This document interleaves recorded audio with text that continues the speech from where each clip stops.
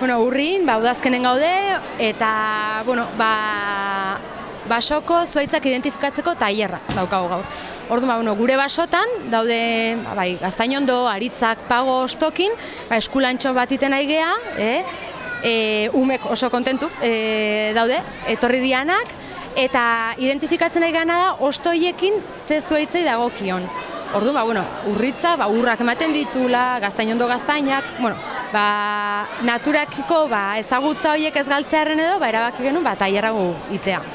Gaurko klase didaktiko hauei esker, umek ere bertako zuhaitzak eta ezagutzeko aukera izango dute, orain arte ikusi duzuenagatik ezagutzen dituzte?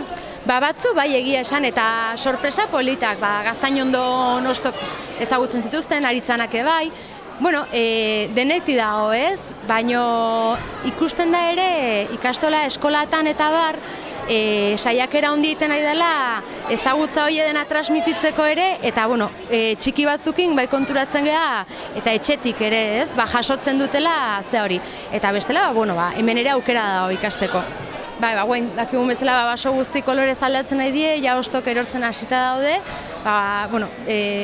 bere edertasuna ere bason orain dago ez, hori disfrutatzeko aukera, eta ibilbidetxo bat emanez gure baso ingurutan eta gure mendi ingurutan hori jasotzeko aukera daukau. Zer zuek egin duzuena? Ostoen bildu gaztatzen.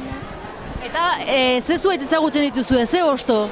Gaztainondoa, Pagoa, Aritza, Pagoa, Urria, Platanondoa, eta listo.